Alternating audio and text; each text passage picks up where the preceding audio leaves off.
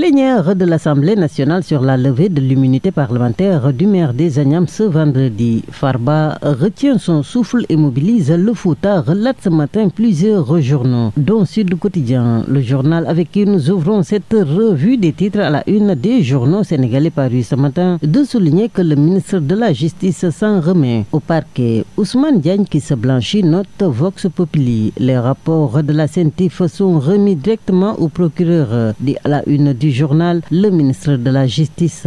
La procédure résulte d'un rapport de la CENTIF, précise à la une 2.actu. Le garde des Sceaux, bouclier XXL du procureur, note la publication. Surpopulation carcérale, l'excès qui fait tâche. Le titre barre la une du quotidien national Le Soleil. Garde à vue, retour de parquet, mandat de dépôt. Procureur, une rigueur à repenser. L'interrogation barre la une de Direct News. À la une de Rewmi Quotidien, le bracelet électronique.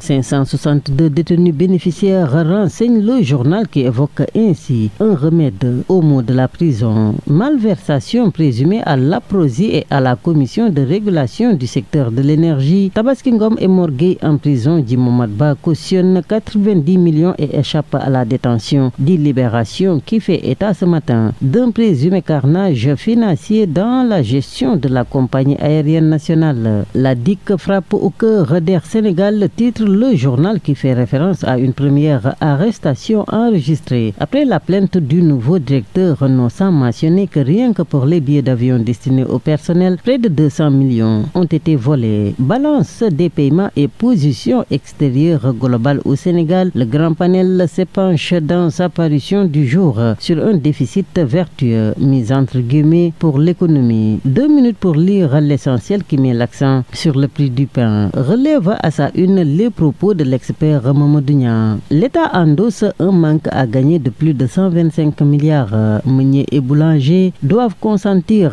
des efforts.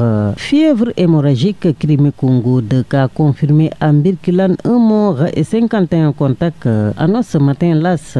Affaire Rio Baobab, l'observateur fait état ce matin de l'arrestation du cerveau, du braquage, ainsi que 5 membres de sa bande par les gendarmes de la brigade de recherche de Saly et les renforts de Thiès, Nianing et Joal. Le rappel à Dieu du professeur Madior Diouf à Dakar, largement relayé ce matin par la presse écrite. Le SIN et la communauté universitaire endeuillée, écrit en relief 24 janvier 2021, 24 janvier 2025, Jean Maïssa 4 ans de sevrage. Walf Quotidien se rappelle ainsi avec regret ce matin du journaliste formateur. Sport Ligue 1 à Pikine, Guédiawaye FC. La banlieue en ébullition, dimanche pronostic déjà record. Un derby, ça se gagne et on va le gagner. Dit à ce propos à la une du journal Adam Diaw, attaquant de la Pikine. Et voilà que nous refermons cette page consacrée à la revue des titres à la une des journaux sénégalais parus ce matin en jetant notre regard à la parution de Terral Quotidien qui informe que dans le cadre des préparatifs du Magal dédié à Sokhna Diarra Bousso, le khalife général des Mourides, Serigne Mountakha Bassirou Mbacké est dans le Saloum, notamment à Porokhane, dans le RIP.